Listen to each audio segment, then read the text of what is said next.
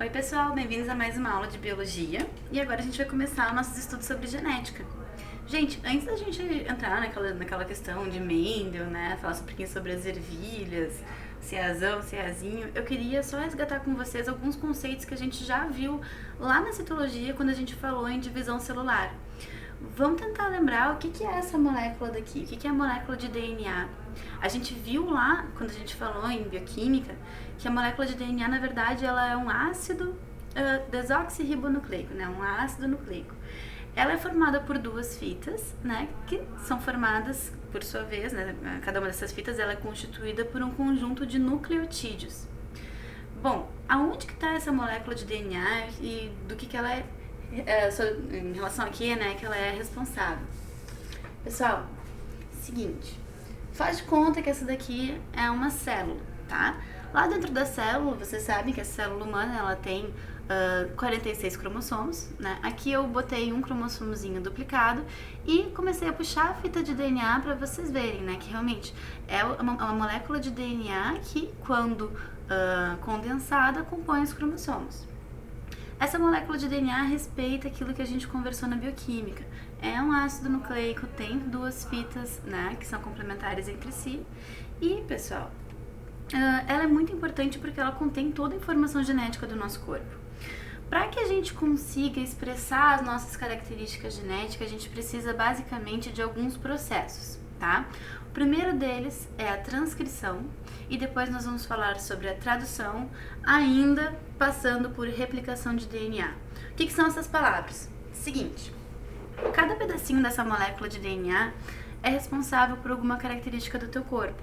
Por exemplo, eu quero produzir uma enzima, tá? De repente uma enzima chamada telomerase. A receita para a produção dessa enzima, que é uma proteína, é um pedacinho dessa molécula de DNA. A gente chama esse pedacinho de gene, tá? Quem produz essa proteína, quem produz essa enzima, cuja receita está aqui, é uma organela que está lá no citoplasma celular, chamado ribossomo. Olha só, a receita para a produção da proteína está dentro do núcleo da célula, certo?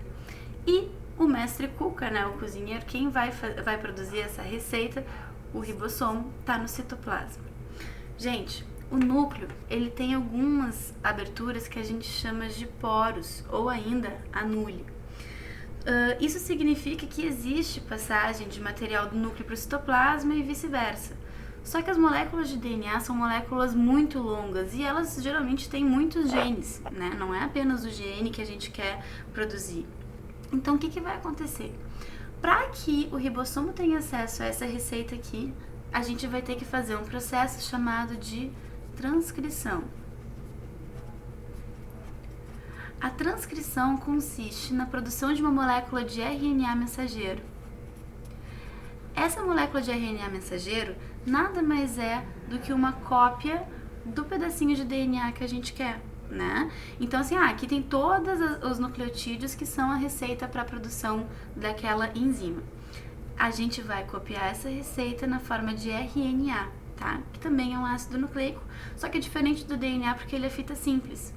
Como ele é menor e ele tem o tamanho apenas do gene que a gente quer, ele consegue sair do núcleo através desses poros e alcança o ribossomo, né? Para que o ribossomo consiga ler, né, a sua sequência de bases nitrogenadas e a partir dessa leitura ela consiga produzir a cadeia de proteína, né, a cadeia polipeptídica que vai acabar dando origem à proteína de interesse. Esse processo aqui, pelo qual a molécula de RNA mensageiro é lido, é interpretado e é produzido a proteína final, a gente chama de tradução. Então, a tradução ela é feita pelo ribossomo no citoplasma, certo? Depois que ele consegue ler o RNA mensageiro, tá?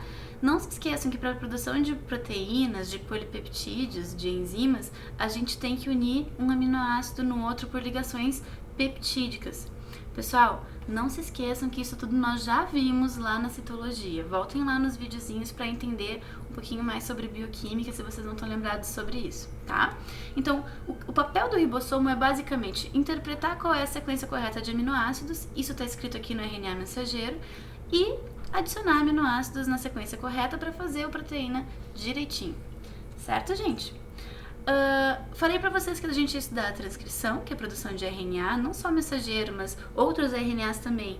RNAs que fazem parte do ribossomo, como o RNA ribossômico, que a gente chama de RNA-R. E um outro RNA, que é o RNA-T. A gente chama ele de RNA transportador. É esse tipo de RNA quem traz os aminoácidos até o ribossomo para que ele consiga fazer as ligações peptídicas. Então, o processo de transcrição produz moléculas de RNA e a gente vai estudar ele mais profundamente no próximo vídeo. A tradução é o processo pelo qual o ribossomo, né, traduz a mensagem do RNA mensageiro e isso vai acontecer no citoplasma. Isso aqui vai implicar também na compreensão do que é o código genético, a gente vai ver no vídeo posteriormente. E tem mais um processo, pessoal, processo chamado replicação. As células, como vocês sabem, elas se dividem, né? A gente precisa sempre manter o número de células nos nossos tecidos e às vezes até aumentar o número de células no nosso tecido, quando a gente está em fase de crescimento, por exemplo. Só que cada vez que a célula se divide para produzir mais células, ela tem que antes multiplicar o material genético, né? E esse material genético ele deve ser semelhante ao pré-existente. Então as novas células que vão surgir no teu corpo, elas também têm que ter DNA. E aí o que vai acontecer?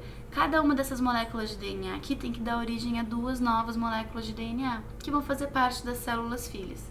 Então a replicação é a produção de novas moléculas de DNA e esses aqui são os temas que a gente vai estudar nos próximos vídeos. Fiquem atentos a entender direitinho que processos são esses. Beijo e até a próxima!